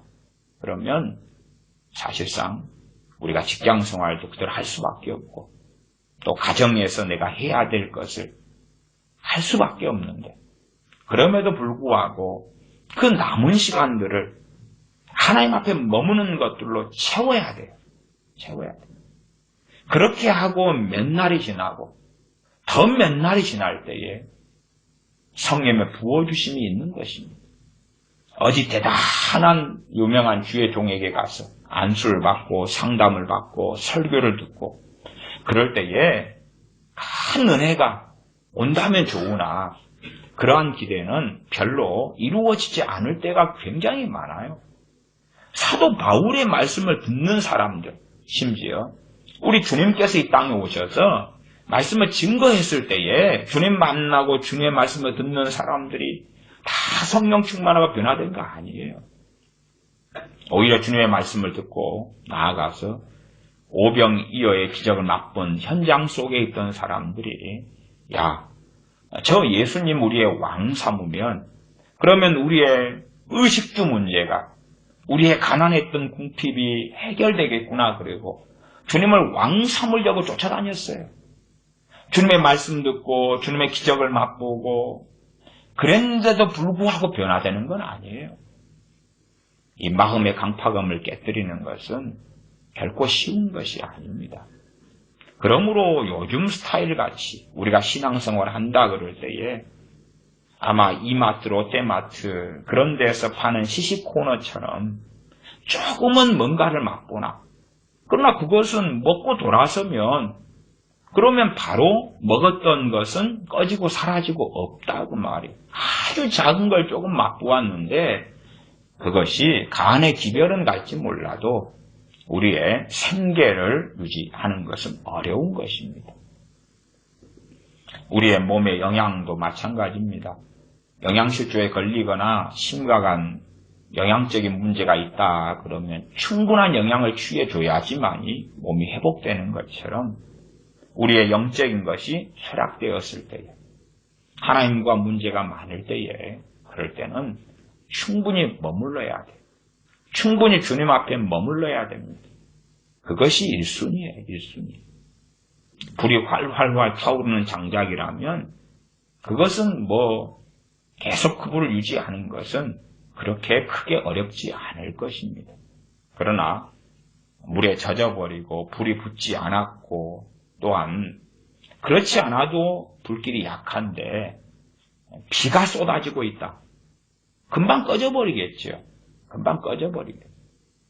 비가 쏟아진다는 것을 제가 비유로 사용하는데 세속화의 물결 속에 들어가고 또한 돈에 대한 염려 속에 들어가고 인생에 대한 절망 속에 들어가고 이런저러한 문제와 불안과 절망과 낙담거리 속에 들어간다. 그럴 때에 우리가 가진 믿음과 신앙도 유지하기 어렵다 그 말이에요. 그런 상황에서 우리가 잠깐의 시간을 주님 앞에 낸다. 그래도 우리는 주님 앞에 머물기 어렵습니다. 제가 큐티에 대한 문제점을 많이 말씀드리는 것은 큐티를 함으로 주님 앞에 영적인 회복이 일어날 수는 없기 때문에 그렇습니다. 제가 100% 불가능하다 그렇게 말씀드리는 게 아니라 그것 가지고는 성령 충만한 사람들은 괜찮다 그 말이에요. 그렇죠? 이미 성령 충만해요. 그러니까 불이 활활 타오르니까 큐티하는 그 콰이어트 타임 경건의 시간에 한 30분 성경 한 10분 보고 심지어 성경을 10분이 아니라 한 절을 읽어도 돼요. 아니면 안 읽어도 돼요. 극단적인 이야기 같죠? 성령 충만한 사람들은 바빠서 성경 읽을 시간이 없을 수 있다는 말이에요. 인생은 그래요. 그런 걸 다 아시잖아요. 그러나 걸어다니고 움직일 때에 성령의 도우심이 있어요. 기도가 나와요. 버스를 타고 지하철을 타고 가는데 내가 읽고 깨달았던 말씀, 마음에 두었던 말씀이 떠올라요. 그러면서 성령님께서 말씀을 풀어주시고 가르쳐주셔요. 그렇기 때문에 성령 충만한 사람들은 정말 많은 부분에 자유함이 있어요. 그러나 이 시대에 과연 성령 충만한 사람들은 얼마나 되겠는가? 10명이 하나가 될까? 100명이 하나가 될까? 1000명이 하나가 될까? 10명이 하나는 너무너무 과도하게 잡은 숫자고 100명이 하나? 연구해 봐야 될 것 같아요. 1000명이 하나? 충분히 그럴 수 있다고 봐요. 다시 말하면 1000명이 하나라면 999명은 다시 자신을 삶아야 돼. 영적으로 하는 이야기. 빨래 삶기처럼. 100명이 하나라면 99명은 자신을 기경하고 삶아야 돼. 내 묵은 땅이 잡초와 엉겅퀴로 가득했는데 거기에 씨앗을 뿌릴 수 없어요. 씨앗을 뿌려봐야 무슨 효력이 있겠냐. 그 말에 씨앗만 버리고 그리고 수고했던 것만 헛수고가 된다. 그 말이죠. 큐티를 통하여 영적으로 내가 쇠락했고 성령 충만을 잃었고 은혜 생활을 못하고 있는데 그 잠깐 동안 그러면 그 30분이라는 시간 말고 우리는 다음 시간이 계획이 되어 있잖아요. 그 시간 30분이다.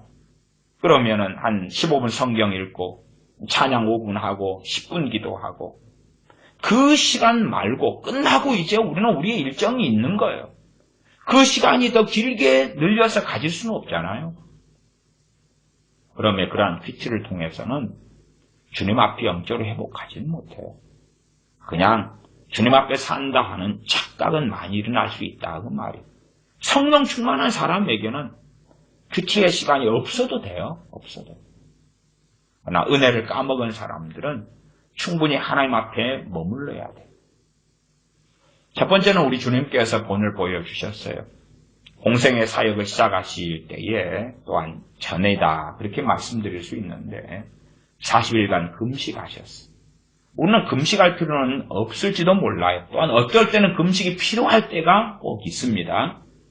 그러나 이제 그 40일 금식으로 한다면 어찌 우리가 다 할 수 있겠느냐 그 말이에요. 저도 40일 금식도 해본 적은 없어요. 주님께서는 최소한 금식도 그렇지만 아버지 앞에 머무르는 시간들이었지. 머무르는 시간. 그걸 통하여 우리에게 본을 보여주셨다. 저는 그렇게 믿습니다. 모세 같은 경우는 하나님께서 모세를 시내산으로 부릅니다. 그리고 하나님 앞에 머물러 있어요. 며칠을 머물러 있습니까? 첫째 40일을 머물러 있어요. 40일. 하나님의 언약, 또한 하나님의 계명인 십계명을 받으러 갔으나 모세는 그걸 주시는 것이 하나님은 아주 잠깐이면 되시겠죠. 이미 준비해 놓으셨고 돌판에 글을 써 놓으셨기 때문에 그냥 가지고 가. 그러면 얼마 걸리지 않을 거라 그 말이에요. 그러나 모세로 하여금 하나님 앞에서 40일을 머물러 있게 하셨어요. 그리고 이제 하나님께서 내려가라 그러셨는데 내려가 보니까 금송아지를 만들어서 아론이 만들고 아론과 함께 만들고 여호와라 하면서 춤을 추고 잔치를 하고 있었지. 너무나 분개하여서 하나님이 주신 십계명 돌판을 던져서 깨버리고 말았지. 다시 이 모든 일을 처리한 다음에 하나님께 직접 하나님께서 너가 깨트려 버렸으니까 다시 그 돌판을 너가 직접 만들어 와라. 그리고 모세가 직접 만들어서 갖고 하나님께서 거기에 십계명을 새겨주셨습니다. 그리고 거기에서 또 40일을 머물러요. 이것도 우리가 생각해 보아야 될 이야기입니다. 엘리야 선지자가 로뎀나무 아래에서 있어서 죽기를 구하였을 때에 하나님께서 천사를 보내셔서 물과 떡을 먹게 하시고 쉬게 하셨어요. 그 다음에 하나님께서 그를 부르셨다. 저는 그렇게 믿습니다. 많은 엘리야 선지자는 하나님을 배우러 호렙으로 갑니다. 하나님의 산 호렙으로 갔을 때에 40주 40야를 행합니다.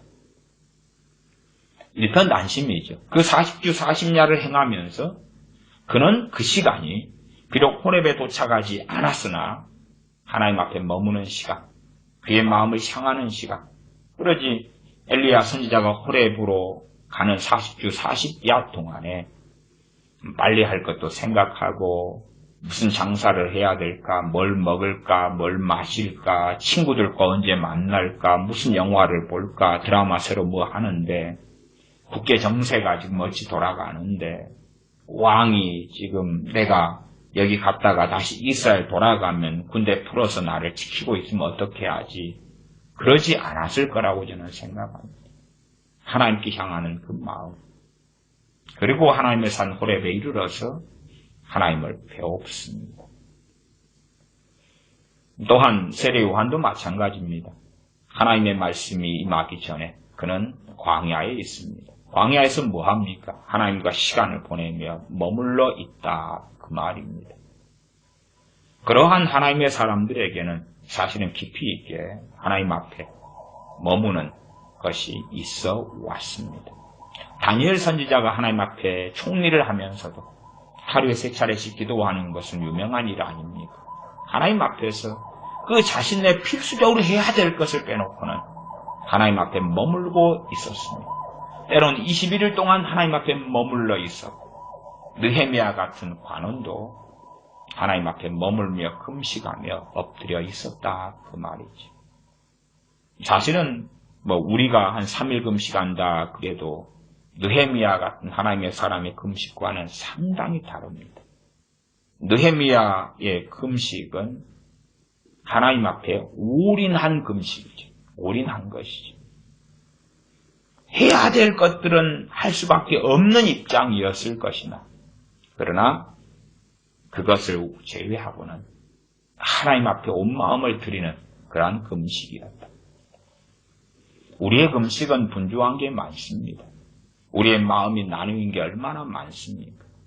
여행도 해야 되고 쇼핑도 해야 되고 영화도 봐야 되고 드라마도 봐야 되고 국가 돌아가는 상황도 체크해야 되고 국제 정세도 때론 봐야 되고 이것저것 마음에 분주한 것이 아주 많습니다. 우리 그리스도인들에게 가장 중요한 것은 주님을 따라 사는 것이고, 그리스도인에게 가장 중요한 것은 주님께서 보실 때에 깨어있는 것입니다. 깨어있는 것. 그러나 깨어있는 것이 쉬우냐? 어렵습니다. 성령 충만하다 그러면 그 사람은 깨어있는 사람이에요. 성령 충만한 사람이 깨어있는 걸 유지하기는 쉽습니다. 물론 성령 충만 받은 사람들이 성령 충만을 잃어버리는 경우도 아주 많습니다. 성령 충만을 유지하기 위해서는 그럼에도 기도 생활 꾸준히 해야 되고, 또한 하나님께 마음이 향해야 되고, 삶 속에서 짓는 죄들을 가지고 자주 회개하며 하나님께 나아가야 합니다. 그러나 성령 충만을 받은 사람이 유지하기 쉽다는 것은 성령님의 도우심이 있기 때문에 그렇습니다. 그러나 성령 충만하지 않은 사람이 성령 충만해지는 것, 다른 말로 영적으로 깨어있는 것, 어렵다는 것은 성령님의 도우심이 거의 없기 때문에 그렇습니다. 성령님의 도우심이 거의 없다 그 말. 제가 이 사도행전 19장의 이야기와 영적으로 깨어있음에 대한 이야기를 전하면서 사실상 말씀을 듣는 분들에게 하나님의 은혜가 임하기를 바라는 마음이 있습니다. 어떤 은혜가 우리에게 임하기를 바라냐 그러면 하나님 앞에서 길게 머물러야 되겠다. 당연하게 직장도 나가고 또 휴가도 낼 수 없는 형편도 많고, 또한 가정생활, 자녀를 돌보는 일들로 많이 분주할 수밖에 없고, 심지어는 어머니가 병상 중에 계셔서 밤낮 없이 병간호해야 되는 분도 계실 거다 그 말이에요. 그럼에도 하나님의 은혜가 임하기를 바라는 것은 그 분주한 삶 가운데서도 마음이 하나님께 향하고 하나님을 찾도록 그렇게 되는 은혜가 임하기를 바라는 것입니다. 그런 은혜가 임하면 하나님의 도우심을 통해서 3일이 지나고 5일이 지나고 7일이 지나고 10일이 지나고 심지어 한 달, 두 달, 석 달이 지나면서 영적으로 회복되고 성령 충만을 받게 됩니다. 그러나 그 하나님의 은혜가 정말 필요한데 그 하나님의 은혜를 받지 못하면 우리가 영적으로 깨어나고 성령 충만 받는 일은 아주 어렵습니다.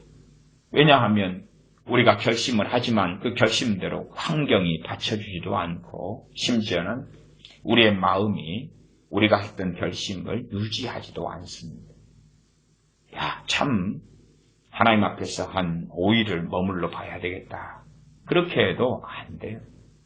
심지어 어떤 분은 휴가를 냅니다. 한 5일을 내요. 휴가를 내서 하나님 앞에 머물러야지 해나 휴가 기간 동안에 끊임없는 분주한 마음이 일어나는 것을 어떻게 하지 못해요. 휴가를 내어서 5일 동안 기도하고 말씀만 봐야 되겠다. 그리고 잠깐 앉아있는데 이미 1시간 앉아있는 동안에 지루해요. 이게 무슨 의미가 있나 싶고 이렇게 한다고 되나 싶어요. 이 아까운 5일의 휴가를 냈는데 이것 1년 동안에 낼 휴가 거의 다 쓴 건데 정말 이렇게 한다고 하나님의 은혜가 내게 임할까? 그리고 마음도 집중도 안 되고 후회도 되고 이렇게 아깝게 쓸 것보다는 5일이면 일본 여행도 갔다 오고 유럽 여행도 한번 갔다 올 시간도 될 수 있을 것 같은데 혹은 가족과 함께 제주도에 여행 가고 자녀들을 기쁘게 해주는 시간도 될 수 있을 것 같은데 이 귀한 시간을 이렇게 허비해버리면 어떻게 하나. 성령 충만을 안 받아도 지금까지 큰 문제 없이 살아온 거 아닌가. 우리가 깨어있는 사람이냐, 영적으로 깨어있는 사람이냐, 그렇지 않는 사람이냐, 기준을 생각해 보셔야 됩니다. 기준은 뭐냐 그러면 깨어있는 사람은 성령님의 도우심과 역사가 그것만큼 빈번합니다. 아주 많이 깨어있다 그러면 기도하게 하시는 역사를 경험합니다. 말씀이 깨달아지는 역사들이 많아요. 내가 성경을 읽었는데 당연히 읽을 때 깨달아지는 일은 좀 적은데 읽고 난 다음에 돌아서서 길을 행할 때에 설거지를 할 때에 무슨 내 일을 하는 중에 말씀이 떠오르면서 깨달아지는 일들이 많고 내가 기도하는 것을 잊어먹고 있었는데 기도를 시켜주시는 거예요. 시켜주셔. 그러면 자주 기도라 한다면 깨어있는 사람은 성령님께서 기도의 영이 되시는 것을 경험합니다. 기도를 이끌어 가시고 기도가 술술술 나오고 나는 내 삶의 분주에서 기도하는 거 잊어먹고 있었는데 기도가 되어지는 거예요. 되어져. 기도하려고 마음 먹고 시간을 내어서 기도를 하는 게 아니라 깨어있는 사람은 기도가 되어지는 거예요. 되어져. 깨어있는 사람은 말씀을 사랑을 내가 하는 것을 넘어서서 사랑하게 해주시는 거예요. 말씀에 내가 목마른 것을 넘어서서 목마르게 해주시는 거예요. 해주시는 거예요. 그러면 그러한 신앙생활은 내 짐은 쉽고 가벼움이라 하는 말씀처럼 주님을 섬기고 믿고 따르는 것이 최소한 주님 앞에 거하는 삶이 쉽다고 말해요. 쉬워요. 깨어있지 않은 사람은 자기만 결심할 수 있어요. 깨어있지 않은데 영적으로 병들었는데 영적으로 쇠락했는데 기도해야지. 말씀 봐야지. 찬양해야지. 감사해야지. 회개해야지. 주님을 더 사랑해야지.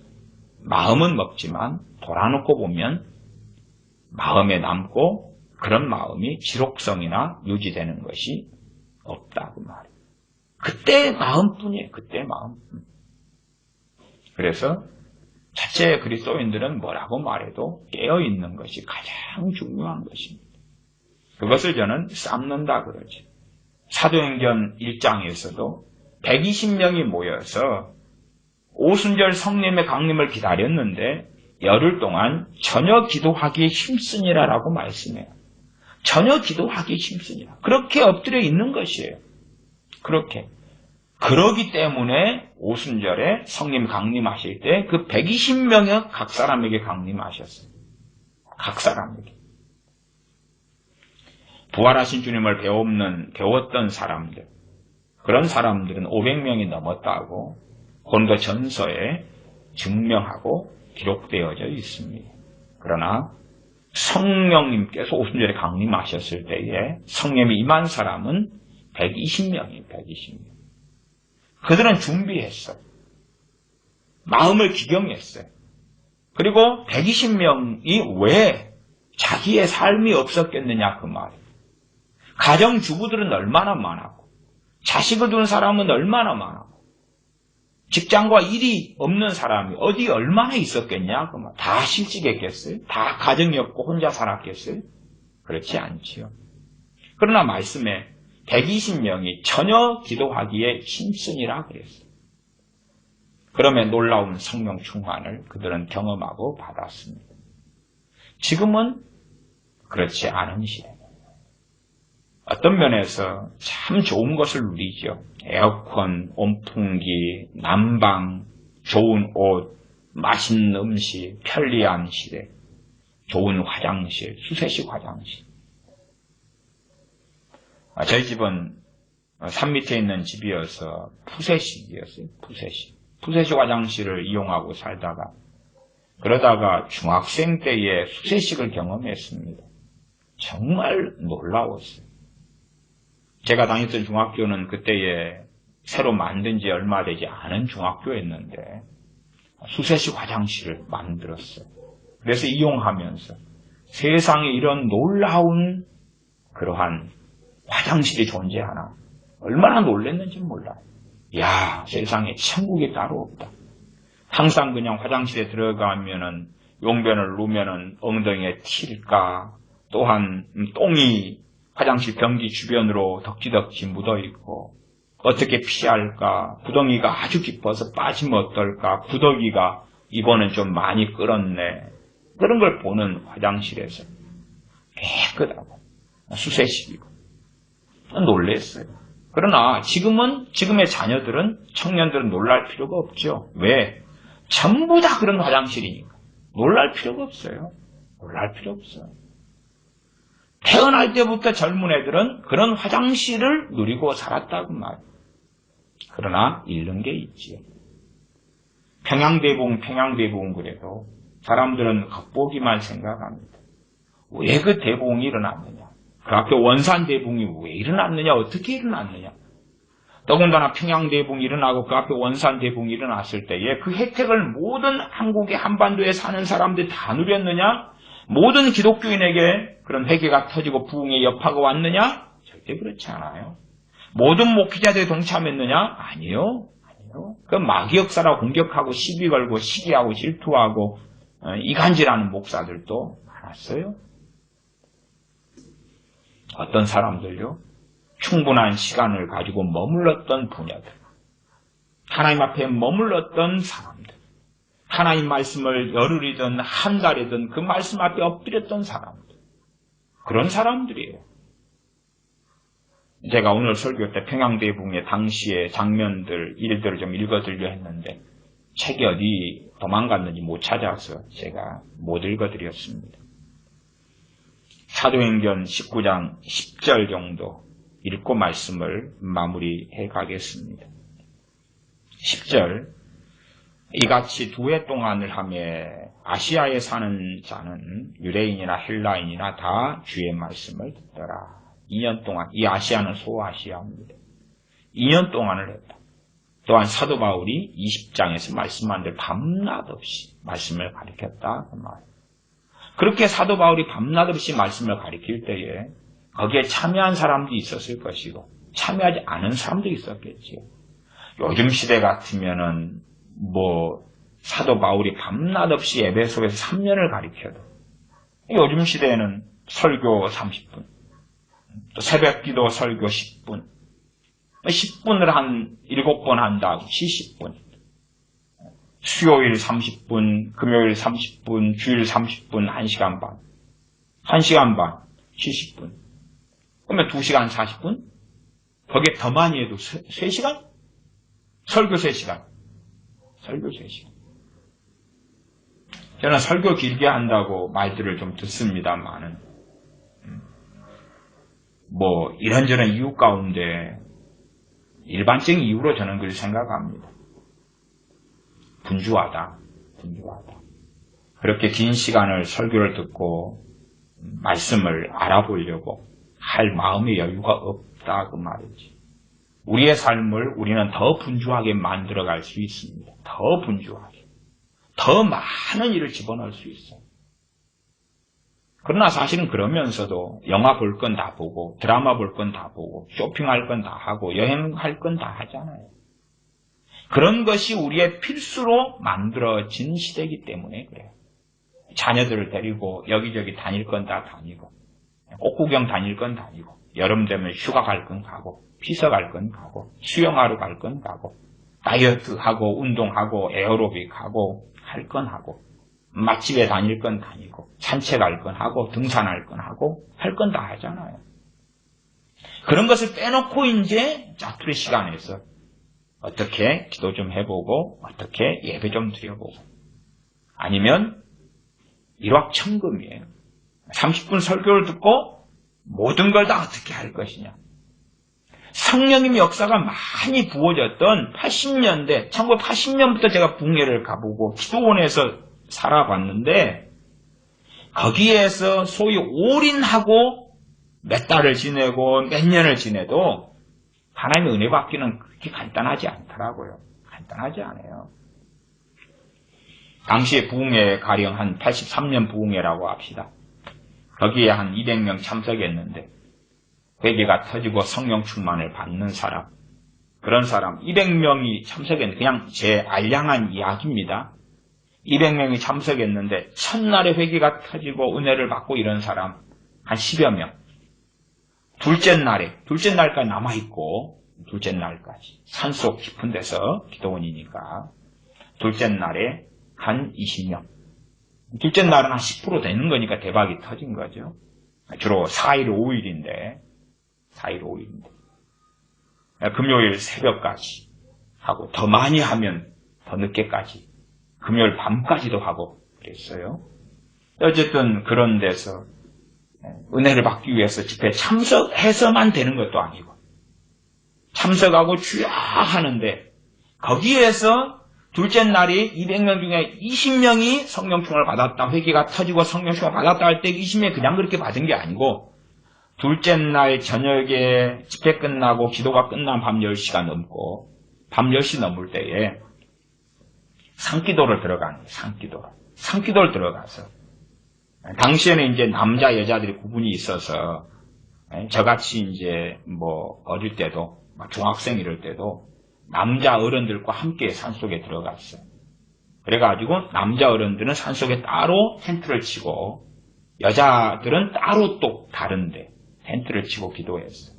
이게 여름 같은 때는 더우니까 지금보다 훨씬 더웠어요.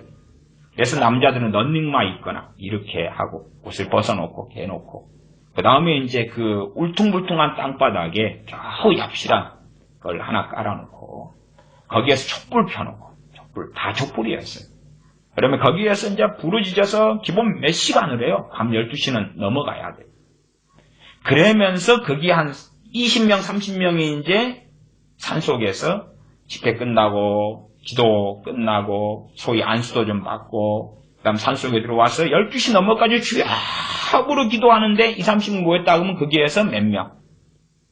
이대로는 산속에서 하산할 수 없어. 그리고 철야기도 하고 그런 사람들 가운데 철야기도 하는 사람이 한 10명 남자분이 남았다 그러면 한 반타작이에요. 반타작. 한 5명이 회개가 터지고 성령 충만을 받아. 아마 지금은 그렇게 똑같이 해도 더 어려울 거예요. 그러나 똑같이 하는 사람도 찾기 어렵습니다.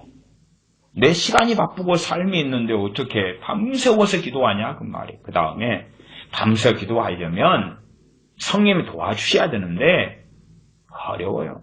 당시에도 마찬가지입니다. 저도 은혜가 떨어지고 성령 충만을 까먹고 그럴 때는 다시 성령 충만 받으려고 막 차례도 많이 하고 그러는데 그렇게 해왔는데 차례하려고 엎드리면 잠아요. 지겨워요. 기도 좀 10분 20분 하면 지겨워요. 주여 하다가 엎드려 자요. 주여 하다가 시간도 안 가요. 그래서 다시 은혜 회복하려고 철야를 한 5번을 한다고 칩시다. 5일을. 그 중에서 한 4일 돼야지 기도가 돼요. 4일 돼야 기도가 풀려요. 그 다음에 회개가 일어나고 기도가 잘 되고 그리고 성령 충만을 받아. 그러니까 하루 하고 기도가 안 되니까 엎드려 자고 있다가 포기하고 하산하면 끝나는 거예요. 당시에 80년대도 쉬운 건 아니에요. 대신 성령의 은혜가 있으니까 이대로는 포기하지 못해 그런 마음이 좀 있도록 도와주시는 거예요. 그리고 분주한 일이 당시에는 지금보다 적었지요. 당시에 80년대 초나 중반 후반 이럴 때도 여행 가야 내 평생에 외국 여행 한번 갈 거야. 그런 사람이 대다수였어요. 제주도나 평생 한번 여행 갈까? 그러나 지금은 자가용들이 다 있고 그 다음에 해외여행 가는 건 너무 쉽고 제주도 여행 가는 건 너무 쉽고 동해안, 서해안이고 남해안이고 섬이고 펜션 잡아놓고 너무 쉬워요. 당시에는 그런 게 너무 어려워요. 돈도 없고 어렵고 가난하고 그러니까 마음에 분주한 것이 그만큼 적어요. 욕심이 적다 그 말이에요. 욕심이. 이것도 하고 싶고 저것도 하고 싶고 저것도 하고 싶고가 아니라 쇼핑도 벗지 않고 여름 돼서 입을 옷 입고 겨울 돼서 얼어 죽지 않을 만한 옷이 있으면 만족하고 그런 상황 속에서 살았기 때문에 그나마 낫다 그 말이에요. 최소한 그럼에도 영적 원리는 같습니다. 같아요. 영적으로 회복돼야지 사는 것입니다. 영적으로 회복돼야 사는 것이고 그것은 우리가 상상하는 대로 되면 좋겠습니다. 소위 신사도에 사도란 사람이 와가지고 터치 한번 해주고 물 뿌리기 한번 뿌려주고 안수 탁탁 한번 해주면 되고 좋은 애연 한번 받으면 빵 되고 밤중에 모여서 한 30분 정도 주여 하면 되고 아니면 무슨 기도회에서 시키는 기도점 10개를 가지고 중보기도 좀 하면 되고 예루살렘 위에서 주여 하면 되고 그렇게 하면 성령 충만 받고 그러면 좋겠습니다. 임재가 임했다. 찬양 리듬 좋은 것 가지고 그래서 한번 부르면 되고 그러면 정말 좋겠습니다. 그러나 성령 충만하게 되면 깨어있게 되면 기도 생활이 충분해지게 되죠. 충분해지게 돼요. 그래서 어떤 면에서 좀 싫어할 것 같아요. 성령 충만을 환영할까? 싫어할 것 같아요. 왜냐하면 은혜를 받고 성령 충만을 받으면 크게 한 서너 가지가 증가할 수밖에 없어요. 하루는 24시간인데 기도 시간의 증가, 기도 시간의 증가. 가족도 싫어할 것 같아요. 놀아줘야 될 거 아니에요. 두 번째 말씀의 증가예요. 말씀의 증가. 말씀 읽는 것도 많이 하게 되고 듣는 것도 많이 하게 되고 찬양의 증가예요. 찬양의 증가. 그러면 이제 이 분주한 삶 속에서 다른 걸 할 만한 시간들이 줄어들고 사라지고 없어지잖아요. 소위 말하면 항상 가족들이 우리하고 놀아줘요, 함께 해줘요, 친구들이 함께 해줘요. 그런데 수도원처럼 될 수도 있는 거예요. 성령 충만하니까 말씀 속에 들어가지 성경을 하루에 10분도 안 보다가 20분, 30분이 아니라 2시간, 3시간도 보게 되지.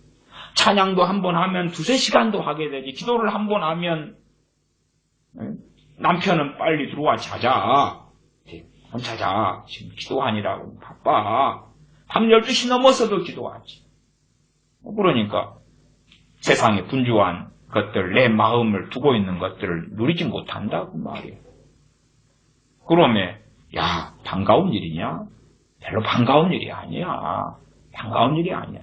성령 충만해서 장점만 누리고 싶어. 기뻐, 평안해. 내 삶의 길을 인도해 주시는 것을 자주 누릴 수 있어. 그러나 하나님과의 보내는 시간은 똑같이 하고 싶어. 드라마 똑같이 보고, 영화 똑같이 보고, 여행 똑같이 가고, 쇼핑 똑같이 하고, 자녀들과 똑같이 놀아주고, 똑같이 이웃과 친구와 시간 보내고. 성령 충만을 받으면 가족부터 재고 싫어할 수 있어요. 왜? 자기들과 보내는 시간이 줄어들 수밖에 없으니까. 그 시간을 줄이고 주님과 보내는 시간이 증가할 수밖에 없으니까. 어떻게 가족이 좋아하겠어요? 친구도 별로 안 좋아해요. 친구도 시간을 보내줘야 친구지. 그러나 시간 보내는 것이 줄어드니까 친구도 사라지고 없어지죠. 그럼에도 불구하고 영적인 회복하는 것, 회복하기 위하여 삶는 것, 또한 이런 말씀을 들을 때에 삶기 위하여 충분한 시간에 마음이 되도록 성령의 은혜를 주시고 그리고 그 마음이 지켜지고 그렇게 긴 장시간들을 또한 장기간들을 하나님 앞에 보낼 수 있게 되기를 우리 주 예수님의 이름으로 축원합니다. 기도하겠습니다. 아버지 하나님, 시대가 악해져 갈수록 또한 세상 돌아가는 것이 심상치 않을수록 영적으로 깨어나는 것이 가장 중요하온지 우리 자신을 살피고 우리의 분주함들을 멈추어 가고 하나님을 아는 것 또한 주님과 동행하는 것 그러기 위하여 우리의 묵은 땅을 기경하는 것 회개하며 나아가 성령 충만을 받아 전능하신 아버지 하나님의 뜻을 분별하며 하나님을 기쁘시게 하며 영과 진리로 예배하는 그러한 하나님의 사람들이 되어져서 주님 앞에 부끄러워지지 아니하도록 세상의 무수한 지식을 가져서 하나님 앞에 서는 것이 아니라 하나님이 우리의 심령을 감찰하실 때에 성령님을 통하여 죄를 깨닫고 또한 주님의 거룩하신 십자가의 보혈을 통하여 우리가 씻겨져 가고 거룩해져 가며 누구보다 무엇보다 전능하신 아버지 하나님을 사랑하는 그러한 하나님의 자녀로서의 삶을 살아가는 우리 되게 하여 주시옵소서. 우리 주 예수님의 이름으로 기도하옵나이다. 아멘.